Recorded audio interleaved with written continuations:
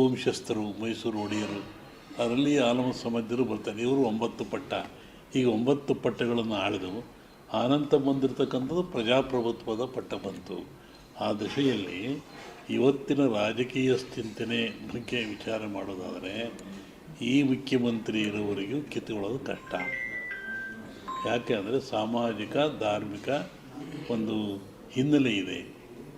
ಆ ದೃಷ್ಟಿಯಲ್ಲಿ ಹೇಳಿದೀವಿ ಹೊರತು ಡಿ ಕೆ ಶಿವರ ಬಗ್ಗೆ ಆಗಲಿ ಮೊಯ್ಲೂರ ಬಗ್ಗೆ ಆಗಲಿ ಅಭಿಪ್ರಾಯ ಒಳ್ಳೆಯ ಅಭಿಪ್ರಾಯ ನಮಗಿದೆ, ನಮಗೆ ಅವರು ಬೇಕಾದವರೇ. ಅದನ್ನು ನಾನು ಸ್ಪಷ್ಟಪಡಿಸಿಲ್ಲ. ಸ್ಪಷ್ಟಪಡಿಸ್ಬೇಕಾದ್ರೆ ನಮ್ಮ ಭಾರತೀಯ ಪರಂಪರೆಯಲ್ಲಿ ಒಂದು ಸಂಕ್ರಾಂತಿ ಭವಿಷ್ಯ ಅಂತ ಹೇಳ್ತಾರೆ, ಇನ್ನೊಂದು ಯುಗಾದಿ ಭವಿಷ್ಯ ಅಂತ ಹೇಳ್ತಾರೆ. ಚಂದ್ರನನ್ನು ಆಧಾರವಾಗಿಟ್ಟುಕೊಂಡು ಯುಗಾದಿಯ ಮಳೆ ಬೆಳೆ, ಆ ಧಾನ್ಯಗಳು, ರಾಜರ ಬದಲಾವಣೆಗಳು, ಯುದ್ಧಗಳು ಇವೆಲ್ಲ ಹೇಳ್ತಾರೆ. ಆವಾಗ ಅದನ್ನು ನೋಡ್ಕೋಬೇಕು ಅಂತ ಹೇಳಿರೋದು ನಾನು.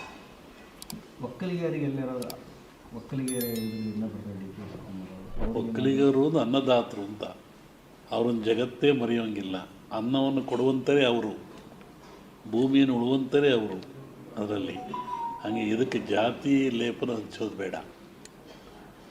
ಒಕ್ಕಲಿಗ ಸಮಾಜ ಜಗತ್ತೇ ಬಾಗಬೇಕು, ದುಡಿದು ಅನ್ನ ಕೊಡುವಂಥರು ಅವರು. ಅವ್ರು ಅನ್ನ ಕೊಡಿದ್ರು ನಾವೆಲ್ಲ ಬದುಕ್ತಾ ಇರ್ತೀವಿ. ಈಗ ಹಾಲು ಮತದವರು ಅವರಾಗಲೇ ಬಿಟ್ಟು ಕೊಡ್ಬೋದು ಅಧಿಕಾರ.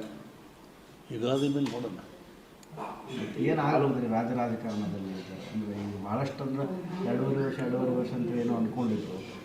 ಇವಾಗ ಅವ್ರು ಬಿಡ್ಲಿಕ್ಕೆ ರೆಡಿ ಇಲ್ಲ. ಇವರು ಮೊನ್ನೆ ಅಮಿತ್ ಶಾ ಅವರಿಗೆ ಭೇಟಿಯಾಗಿ ಬಂದರು. ಹೀಗಾಗಿ ಭಾಳಷ್ಟು ಚರ್ಚೆ. ಒಂದೇ ಒಂದು ಹೇಳ್ತೀನಿ, ರಾಷ್ಟ್ರ ರಾಜಕಾರಣದಲ್ಲಿ ಸುನಾಮಿ ಆಗ್ತದೆ.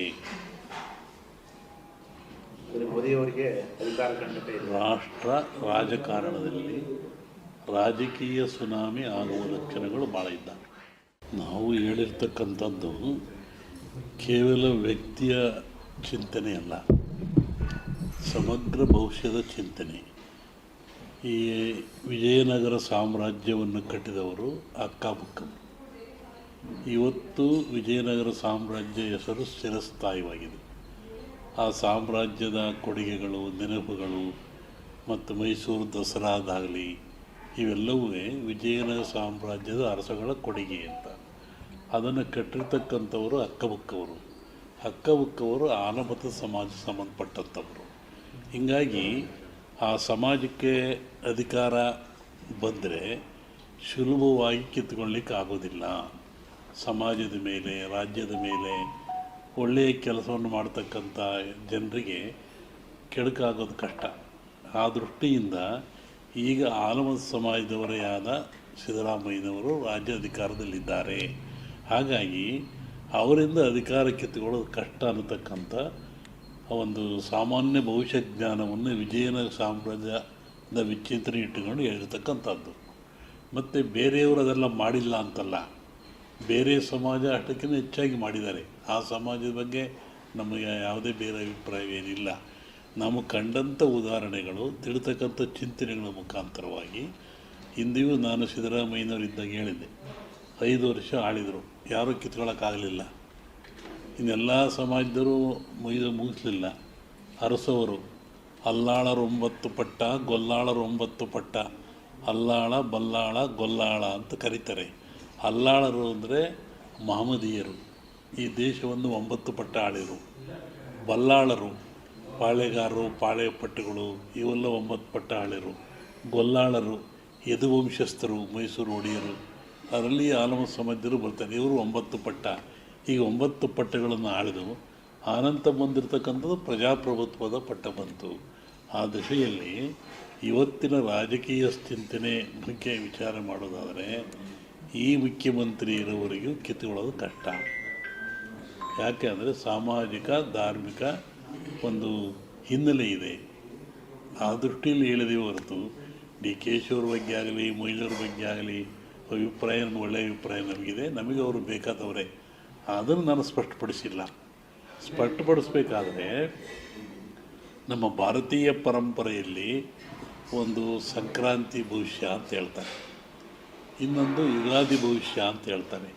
ಚಂದ್ರನನ್ನು ಆಧಾರವಾಗಿಟ್ಟುಕೊಂಡು ಯುಗಾದಿಯ ಮಳೆ ಬೆಳೆ, ಆ ಧಾನ್ಯಗಳು, ರಾಜರ ಬದಲಾವಣೆಗಳು, ಯುದ್ಧಗಳು ಇವೆಲ್ಲ ಹೇಳ್ತಾರೆ. ಆವಾಗ ಅದನ್ನು ನೋಡ್ಕೋಬೇಕು ಅಂತ ಹೇಳಿರೋದು ನಾನು. ಒಕ್ಕಲಿಗರಿಗೆಲ್ಲರ ಒಕ್ಕಲಿಗರ ಇದರಿಂದ ಬರ್ತಾರೆ ಡಿ ಕೆ ಶಿವಕುಮಾರ್ ಅವರು. ಒಕ್ಕಲಿಗರು ಅನ್ನದಾತರು ಅಂತ ಅವ್ರನ್ನ ಜಗತ್ತೇ ಮರೆಯೋಂಗಿಲ್ಲ. ಅನ್ನವನ್ನು ಕೊಡುವಂಥರೇ ಅವರು, ಭೂಮಿಯನ್ನು ಉಳುವಂಥರೇ ಅವರು. ಅದರಲ್ಲಿ ಹಾಗೆ ಇದಕ್ಕೆ ಜಾತಿ ಲೇಪನ ಹಚ್ಚೋದು ಬೇಡ. ಒಕ್ಕಲಿಗ ಸಮಾಜ ಜಗತ್ತೇ ಬಾಗಬೇಕು, ದುಡಿದು ಅನ್ನ ಕೊಡುವಂಥವ್ರು ಅವರು. ಅವ್ರು ಅನ್ನ ಕೊಡಿದ್ರು ನಾವೆಲ್ಲ ಬದುಕ್ತಾ ಇರ್ತೀವಿ.